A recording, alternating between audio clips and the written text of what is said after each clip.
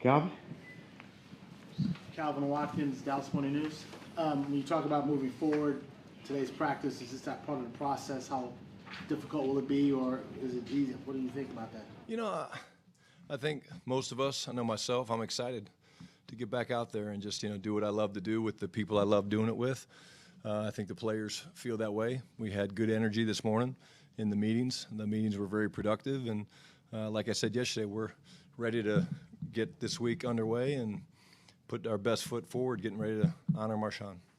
Is there be a certain point where you say you have counselors and all that? Will they be here throughout the course of the season, or you tell the counselors just be here until as long as we? Yeah, we'll provide whatever our guys need. The answer is there's people always in the building, and we can get more if we need them. But, again, I think I was really encouraged by our guys this morning. They were back shooting hoops and stuff this morning before meetings, and the energy was good. So, again, I think, like I said to them, we're not done honoring, Marshawn. But we have business to take care of, and the best way of honoring him is to take care of business. Brian, Ali Jawad, DLLS. Just looking at Monday's matchup, there's a lot of familiarity for you on that sideline with Pete Carroll and his sons, and Joe Philbin as well. Just in general, how does it feel to go up against those guys, especially one being a former boss who you learned under for a couple years? Yeah, I mean, they're people I'm very close to. I've talked glowingly about Pete, and I feel that way. It'll be great to see him. And, again, it's just that's the best part of this business is the people side of it, and that's what I really look forward to. You guys know me. I'm a people person, but I love getting to see those guys before or after the game and just getting a chance to catch up. And he's been so instrumental to me in my career and how I view my job and my position here with the Cowboys that I've talked to him, but I haven't really probably shared with him how much he means to me, and I will. Brian Schottenheimer with ESPN. With Overshown and coming back, do you temper expectations? Do you expect him to be the guy you saw last year before he got hurt? How do you view what he's been able to do and what he can do? I just want him to play free. I really do. I can't answer that question, Todd. I don't want to put too much pressure on Demo. He hasn't played in a long time, but he hasn't forgotten how to play either. But I will know this: he will be running to the football. He will be making plays, and but we're going to be smart. Is it fair to say he's going to play the entire game? Maybe, we'll see. But there is kind of a, ramp up pitch count that we have to see how he's feeling. But he can't wait. He's really excited along with the other guys. How have you guys gone about getting Quinnen Williams and Logan Wilson up to speed since coming on board with the bye week and obviously everything that's transpired? Yeah, again, both those guys are veterans. It's been a little bit maybe unusual. Just the good news is Quinnen obviously knows A-Dub. He's been around A-Dub, so there's some translation there. Logan's very, very bright. He's been around football for a long time. But I've just been blown away by both Logan and Quinnen's professionalism. You talk about two guys excited to come into a new program, new situation, and then, of course, the tragedy happens, and those guys have been just incredible through this whole, moment. And, I know, Quinnen talks all the time about his faith, and you can see how real that is to him. But, in terms of them being ready, they'll be ready from a mental standpoint, and I'm excited to watch them move around today. John Machota with The Athletic. You're obviously in a difficult spot, having to, try and help the team move forward and doing things the right way. How do you know what to do, and do you lean on somebody else, or how do you what's kind of like guiding you through this process? It's a good question, John. I think I try to lean on my instincts. I think I have pretty good instincts. I wish I could talk to my pops. I actually do talk to my pops some in prayer and things like that. But I have people I talk to. But honestly, I talk a lot to the players. I love those guys, man, and they're the ones that matter the most to me. How you doing? How you feeling? What are you feeling? And again, their energy today fuels me and feeds my spirit to where I can walk up here today and feel, more like myself than I did, yesterday. And each day helps the healing process. Does that mean that we're going to have guys that go out there today and don't have, a lot of emotions? No, there'll be a lot of emotions. Tomorrow, the next day, Monday night before we kick off, there'll be emotions. But it's my job to kind of prepare those guys on what to expect as well. Like, I want them to know what we're doing, which I will share with them as it gets closer. What are we doing to honor Marshawn before the game, just so they can kind of prepare for when it happens, because they deserve that. And I want them to be able to go in this game and play the game the way they love to play, which is free, with their hair on fire, running the football and being physical. And then, will today be a typical practice like you normally have? I guess, with it being a Monday night game, this would be more like a Thursday, but is that how it will be, or is there anything changed about It's a little shorter, just because, we haven't done football for a while. They moved around yesterday, or 2 days ago, which was good. It's going to be a little shorter, about 90 minutes. It's normally an hour and 45. And we'll make up for that some tomorrow with the mock and things like that. But today's really about kind of getting back, letting these guys focus. My big push to them this morning was this game's going to come down to execution. We have to execute. If we execute well, I feel good about it, and that starts with fundamentals. So you'll see us do a lot of fundamental work out there today, but we'll get the team stuff in, and it's kind of a Wednesday for us. So today will be a first and second down emphasis, leading into a normal flow of a 7-day week. Nick Harris, Forward Star Telegram. I know you don't want to give away everything, but as far as the bye week and being able to maneuver everything that's happened, what changes were you guys able to talk about and get implemented throughout the bye week? Yeah, again, I think, the biggest thing is we kind of have a better idea of the things, not just statistically, but watching the film, Nick, that we're pretty good at, that our guys are comfortable with, that we execute at a high level. There's basically, all these stats, but where you have a win and a loss. And so first, second down, a win would be 4 yards or more on offense, less than 4 on defense. And you kind of look at the stats, then you watch the video, and I think we figured out some things that we really do know that we could do at a high level, and we maybe need to do more of that as a coaching staff. And it's just a chance for you to kind of catch your breath and look back at the video. But the video is so powerful because it tells you, hey, hey, we're not good at this, and so let's stop doing that and let's do more of this. And again, you're right, I'm not going to give you any answers to the test, but there were a number of glowing things that we've learned. You talked yesterday about how getting back on the grass can be therapeutic. Is there a time in your life you can think back to when that's sort of the case for you? Not really. It's just always been my escape. When that's why when I lost my dad, I ended up taking a job in Jacksonville, when in reality I wasn't planning on doing that. It's your escape. It's what you love to do. It's what you're great at. It's what you find comfort in. And there's a lot of things I love to do, but one of my favorite things to do is coach football and be around these guys. Tommy Arstoss, Cowboys.com. What have you seen from Shavon the last couple of weeks of practice, and how does it being his first NFL game kind of maybe go into how much you want to use him on Monday? Well, I've seen the talent. The size jumps out at you. The speed jumps out at you. Again, a little bit like Demo, but probably even a little bit more being smart is, he's going to play. We want him to play, and I think he'll play well. But he is young. He is a rookie. He plays a very difficult position. But I just love the way he shows up every day with a smile on his face. He works. A lot of times the workouts they're doing with Britt, are harder than what we do on the practice field. We do that for a reason, because we want those guys coming back as soon as they can. But I don't think it'll be too big for Von. I think he's looking forward to it. But we'll be smart with how we use him. And then Ashton Genty's a local kid, and he was talked about a lot in the draft process here. What have you seen from him this season, and how much of a challenge is that going to be? Yeah, the guy's exactly what you saw at Boise State. They've had a little bit of a hard time, getting the running game going, but he runs hard. He's physical. He can make you miss. He's powerful. He's hard to bring down. But the talent is there, and you can see why so many teams coveted him and why he went 6th overall. And knowing Pete, you can see why they made that move to get him. Joe Hoy, Dallas Morning News. In regards to Shavon, anytime you get a rookie, there's a learning process about what they do once they get in your building. Obviously, with the injury, you didn't really see much on the field. What have you learned from him just in the last 21 days with him being on the field about what he could potentially do?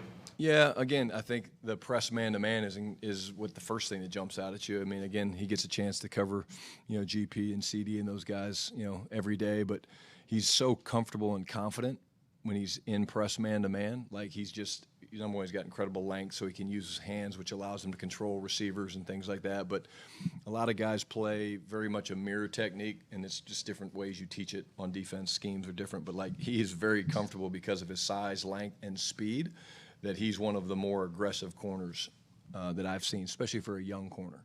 And that gets you excited because if you can throw off the timing of the passing game or disrupt the receiver's initial route stem, then the pass rush has a chance to get home to the quarterback. And then, of course, we like his ball skills. You said before the bye there'd be more changes when the bye happened. Obviously, Nick kind of asked about that. What was the process for installing these things? Was it, hey, when you guys leave the facility for the bye, here are the things I want you to know? What was the process for installing? Yeah, really the biggest thing was just hitting the highlights to the players. As we started today, really you try to just group it. Today's a first, second down day, so we hit some of the things that jumped out of our first and second down study on both sides of the ball, run game, pass game, protection-wise, getting after the quarterback.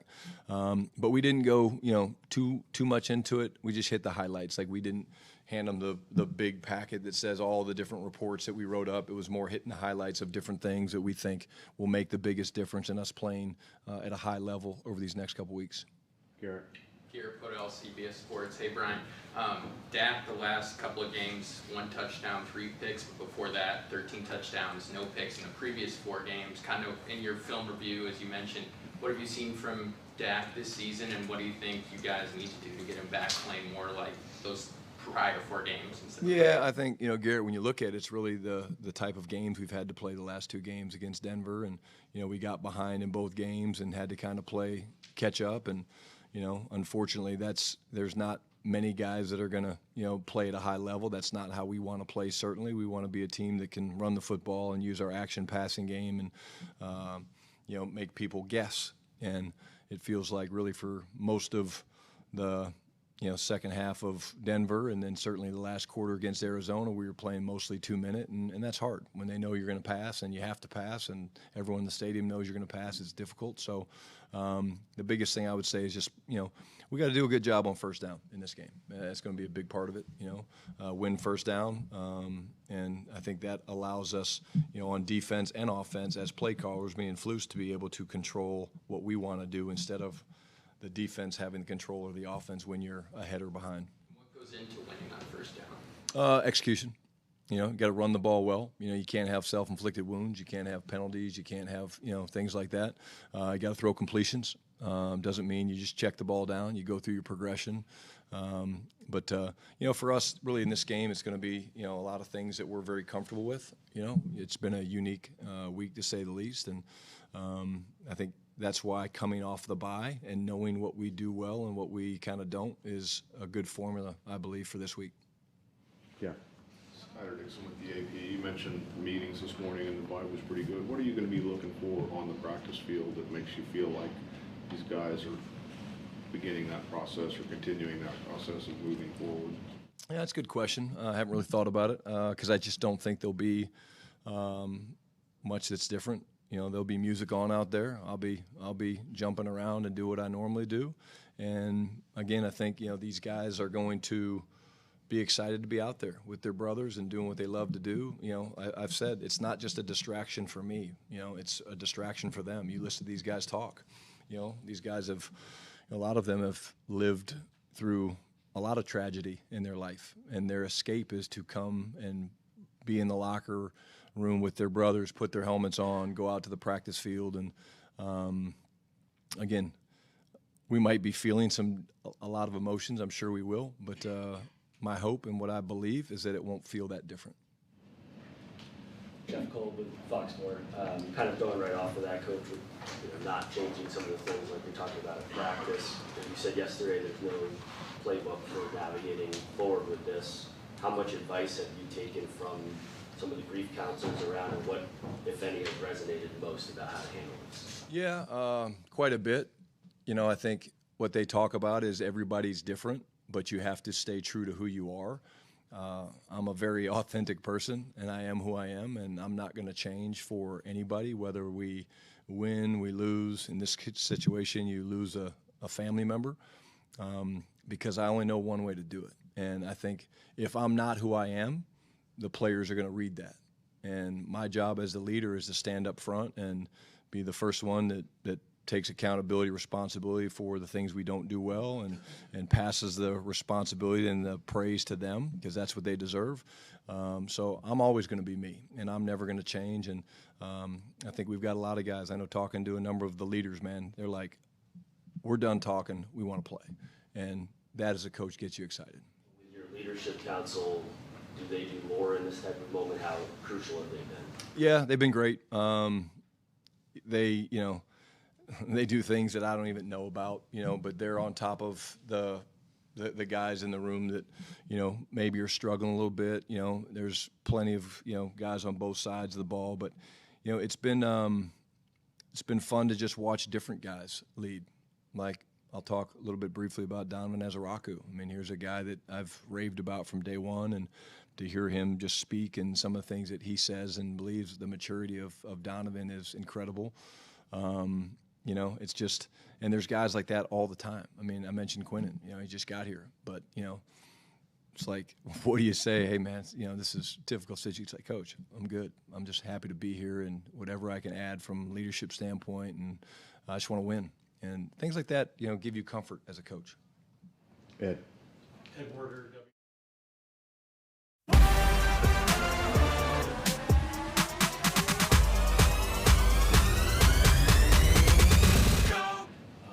Kenny and Quinnen in the trades.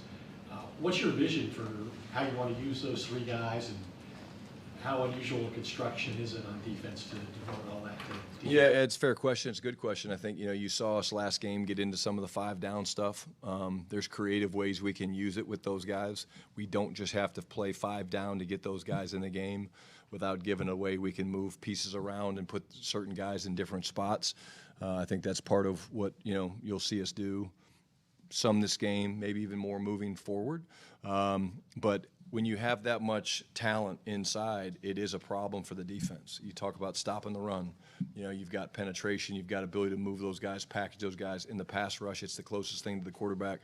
And then, we are going to play some 4 down. And when we do, the good news about having guys like that is they're going to be fresh. And they're going to be over there catching their breath. And then when they come in, they're going to be hunting. Kevin.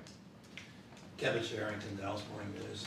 You mentioned the other day that you told that group a couple of stories about Marshawn. I'm wondering if you could tell us those stories that you related. I honestly, I'm not trying to, keep it from you guys, but it's just something that to me is probably private between us and the guys. I appreciate you asking that. What I will say is, I'm sure the players will be very, very open to tell their favorite Marshawn stories. They've told me some that are incredible. But right now with what we're going through, I'd probably keep that private. And but I would ask them, because I know there's. I was chuckling listening to a couple of them tell some stories, just because he was just such a playful young man. Like, he just liked to have fun, and him and Osa doing anime and things like that, things I didn't even know. So I would leave that to them. Alrighty, thank you. Thanks, guys.